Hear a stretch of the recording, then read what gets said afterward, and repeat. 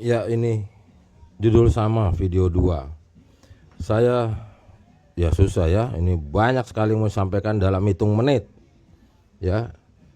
Jadi yang tadi, yang awalnya adalah inisial RD atau dikenal dengan nama Romo Daniel. Begini, sebelum saya coba tahap demi tahap tentang historisnya, mesti dipahami dulu di dalam koridor ortodoks ya, itu jabatan-jabatan keagamaan atau apa itu biasa digunakan dengan nama pater. Tetapi kalau ini yang pada umumnya juga di belahan dunia barat bilang pastor ya. Terus juga kalau di dunia timur digunakan juga abuna ya, nanti artiannya itu ya guru ya, pak, para rohaniwan ya, para agamawan ya.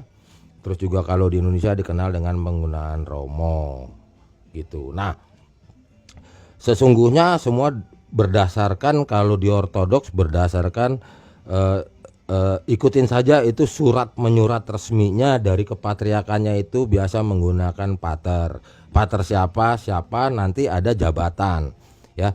Jabatan dalam konteks kepateran, kepastoran itu arkimandrit, nanti ada lagi. Kenapa arkim? Karena dia juga seorang biarawan lah dan lain sebagainya. Nanti ada diakon ya gitu. Nanti ada ini siapa? Oh, ini Romo Diakon. Oh, ini Romo Arkim gitu ya.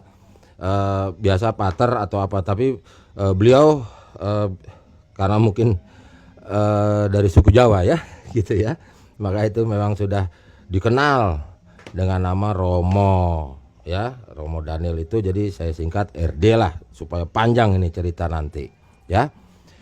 Beliau awalnya adalah berganti agama dari agama A ke agama B. Gitu aja saya istilahkan. Agama dalam konteks beliau RD ya di agama B, dengan singkat cerita nanti cari sendiri di Google ya. Bisa dengan nama lahirnya di apa itu namanya ya, Google gitu, atau dengan yang RD ini. Sekitar kisaran akhir 70-an ya, 78, 9 ya gitu ya, berpindah agama ini. Maka dengan singkat cerita lah ya begitu ya, komunitasnya apa ya, boleh dibilang apa, beasiswa apa dukungan ya, apa endorse ya endorse gaya ya kan, support ke luar negeri ya. Ke luar negeri itu saya juga nggak tahu ya, karena banyak sekali di Google, nanti cari, jatuhlah di negara Korea, mendalami agama B ya. Cari aja situ nanti. Di situ masuk seminari. Lalu setelah itu nanti sejarahnya pribadinya silahkan sendiri carilah ya, supaya cepat di sini ya, di Google ya. Lalu RD singkat cerita lagi mengenallah suatu agama C gitu ya. Lalu singkat cerita aja minat, tertarik gitu aja ya. Maka RD menjadi memiliki atau apa, menganut agama C, udah gitu aja. Berarti beliau berapa? Dari agama yang beliau lahir, dari orang tuanya pindah tuh berapa kali? Pindah 2 kali, udah gitu aja. RD beragama C lah, agama yang ketiga kalinya apa itu? Ya udah gitu aja. Ya ini bahasa umum karena ini video publik. Oke. Nah, mendalami lagi di dalam konteks agama terakhirnya beliau ya.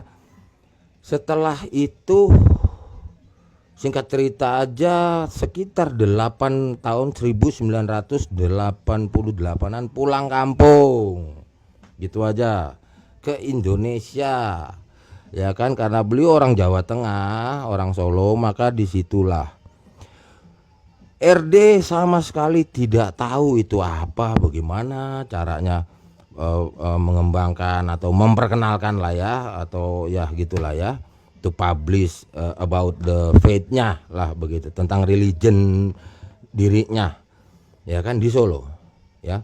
Maka awal-awal akhirnya rekan-rekan lamanya sendiri, rekan-rekan masa kecilnya sendiri akhirnya ngikut gitu, ngikut dengan agamanya ya. Ya dengan prosesnya tentunya, dengan proses pakem agamanya begitu ya. Itulah yang dikenal dengan agama ortodoks itu. Maka mulailah ada rekan-rekannya menjadi komunitas di sana ya. Oh ya, sebelumnya saya potong dulu. Ortodoks itu pernah hadir di Indonesia zaman-zaman Belanda. Silakan juga Google, namun agak susah di Google karena tidak ada dokumentasinya ya, jadul gitu. Memang akhirnya ya menghilang saja begitu atau apa, punah bilangnya. Ada indikasi itu yang di Sumatera, yang di Pancur Barus. Silakan nanti tanya sama para ininya ya, pakar-pakarnya lah, para ahlinya, nanti tanya sama RD gitu. Udah pasti itu ya.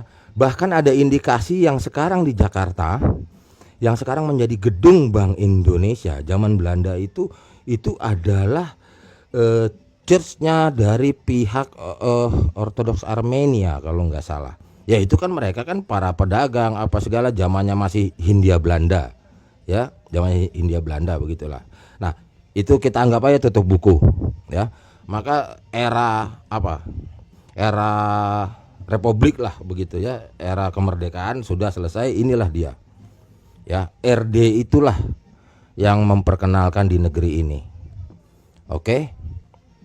Tetapi dari langkah awalnya ya di kampungnya sendiri, di kotanya sendiri gitu. Kok suatu saat berpikir kok kayak kurang greget, kurang apa gitu loh ya kan, spreadnya apa ya gitulah ya. Ternyata ya memang harus menginjak ibu kota gitu ya. Jadi sekitar tahun itulah ya, masuk ke awal tahun 1990-an lah begitu ya, harus di ibu kota. Wah perjuangannya sendirian sendirian ini RD ya kan, karena memang latar belakangnya seminari teologi apa gimana ya, carilah kenalan baru. Sudah masuk ibu kota nih, sudah masuk Jakarta, diundanglah ibaratnya jadi apa, dosen tamu apa di berbagai sekolah tinggi teologi begitu ya. Bahkan ada di mimbar keagamaan Kristen sana, agama Kristen itu, agama ini itu diundang menjadi ya tentunya lah menjadi apa, pengkhotbah lah begitu ya kan. Nah penceramah ya toh.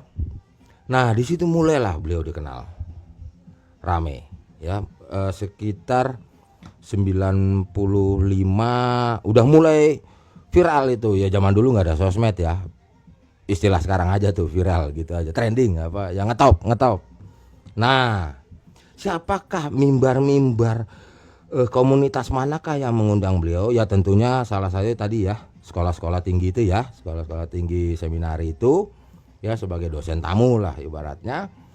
Terus banyak sekali gitu agama Kristen Protestan, agama Kristen, agama Pentakosta, agama karismatik apa segala mengundang beliau gitu sebagai penceramah.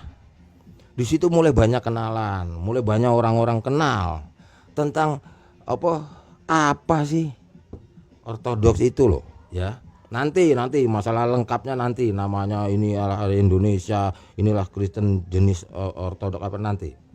Udah gitu. Di sini salah satunya adalah koridornya, rumah tangganya, gerejanya Pak Pendeta Yusuf Roni, salah satunya. Ya. Yusuf Roni. Beliau adalah Protestan modern. Nggak usah bantah saya, nggak usah sok teong sama saya ya gitu loh. Ini adalah kekristenan yang ala modern.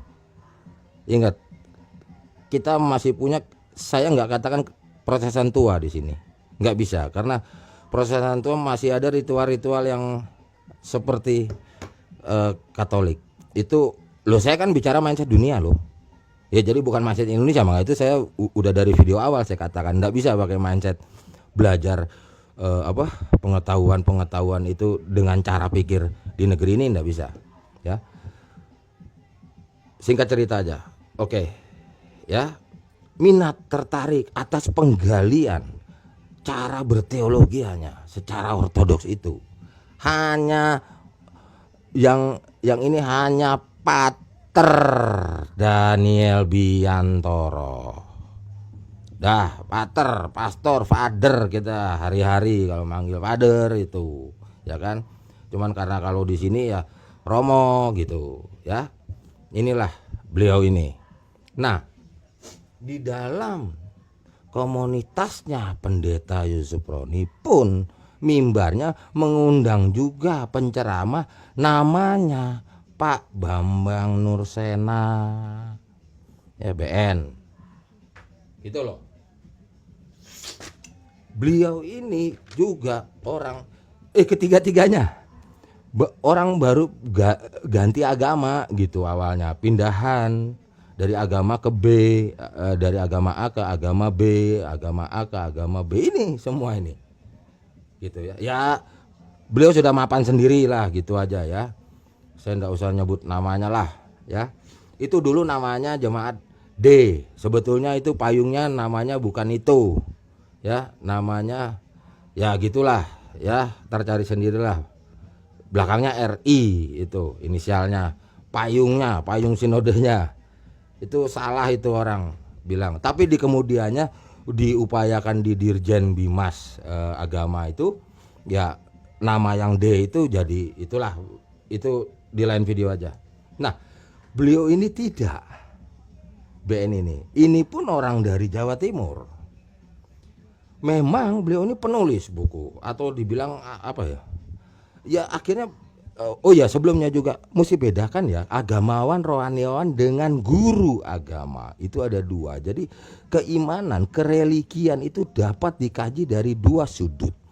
Satu secara spiritual, satu lagi secara knowledge edukasi. Ya, nah beliau ini lebih cenderung kepada edukasi, knowledge. Banyak penulis buku. Dulu awalnya BN ini ya, Abuna dulu bilangnya, Abuna BN ini menulis buku itu dengan tema-tema kekristenan timur, belum menggunakan nama ortodoks. Belum. Nah, di sinilah mulai dikenal atas mimbarnya si YR ini. Ya. Belum semuanya begini. Nah, lanjut lagi. Dulu sangat sulit komunikasi, tidak ada HP, tidak ada sosmed. Jadi betul-betul serius dan ketemu muka dengan muka gitu loh, face to face, langsung ketemuan, langsung berkenalan, langsung bersatu, membuat komunitas, membuat acara seminar, PA, PD namanya semuanya. Ya. Disinilah ada yang namanya tadi itu, yang namanya Dabi Alfam itu. Juga penerbit buku, penulis buku yang caranya adalah tentang kekristenan timur itu, yang katanya dari timur, dari belahan dunia timur, belum menggunakan nama ini. Oke. Oh, ini udah kepanjangan, saya cut dulu ya. Saya cut dulu di Orthodox Religion video 2, saya cut dulu.